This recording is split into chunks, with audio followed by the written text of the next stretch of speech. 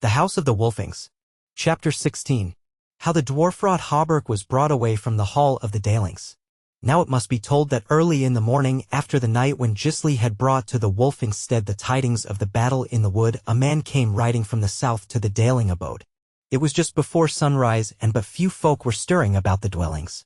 He rode up to the hall and got off his black horse and tied it to a ring in the wall by the man's door and went in clashing, for he was in his battle gear and had a great wide-rimmed helm on his head.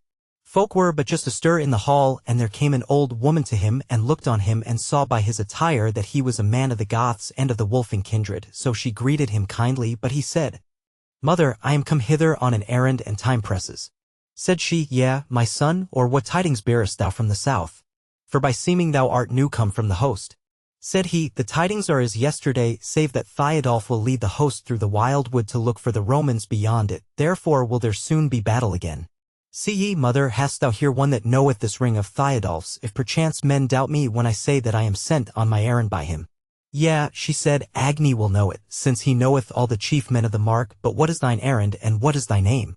"It is soon told," said he, "I am a Wolfing hight Thorkettle, and I come to have away for Theodulf the treasure of the world, the dwarf-wrought hauberk which he left with you when we fared hence to the south 3 days ago. Now let Agni come, that I may have it, for time presses sorely."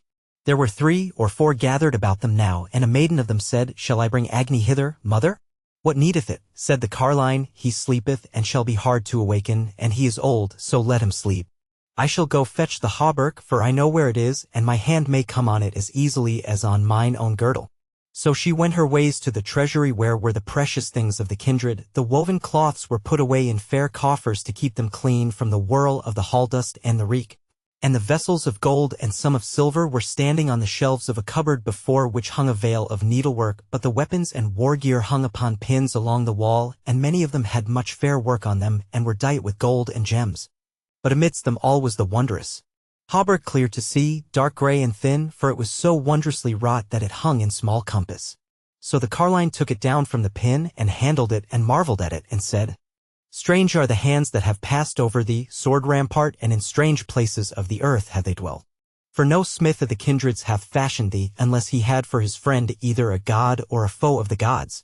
Well shalt thou wot of the tale of sword and spear ere thou comest back hither. For Theodulf shall bring thee where the work is wild." Then she went with the hauberk to the new-come warrior, and made no delay, but gave it to him, and said, "When Agni awaketh, I shall tell him that Thorkettle of the Wolfings hath borne aback to Theodulf the treasure of the world, the dwarf-wrought hauberk." Then Thorkettle took it and turned to go, but even therewith came old Asmund from out of his sleeping place, and gazed around the hall, and his eyes fell on the shape of the Wolfing as he was going out of the door, and he asked the carline, "What doeth he here? What tidings is there from the host? For my soul was not unquiet last night." "It is a little matter," she said. "The Warduke hath sent for the wondrous byrnie that he left in our treasury when he departed to meet the Romans. Belike there shall be a perilous battle, and few hearts need a stout sword wall more than Theodulf's." As she spoke, Thorkettle had passed the door, and got into his saddle, and sat his black horse like a mighty man as he slowly rode down the turf bridge that led into the plain. And Asmund went to the door and stood watching him till he set spurs to his horse, and departed a great gallop to the south. Then said Asmund, "What then are the gods devising? What wonders do they will? What mighty need is on them to work the kindred's ill, that the seed of the ancient fathers and a woman of their kin with her all unfading beauty must blend herself therein? Are they fearing lest the kindreds should grow too fair and great, and climb the stairs of God home, and fashion all their fate, and make all earth so merry that it never wax the worse, nor need a gift from any, nor prayers to quench the curse? Fear they that the folk-wolf, growing as the fire from out the spark into a very folk-god, shall lead the weaponed mark from wood to field and mountain, to stand between the earth and the rites that forge its thraldom and the sword to slay its mirth?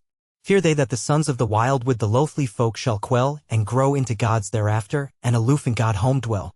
Therewith he turned back into the hall, and was heavy-hearted and dreary of aspect, for he was somewhat foreseeing, and it may not be hidden that this seeming Thorkettle was no warrior of the Wolfings, but the wood-son in his likeness. For she had the power and craft of shape-changing.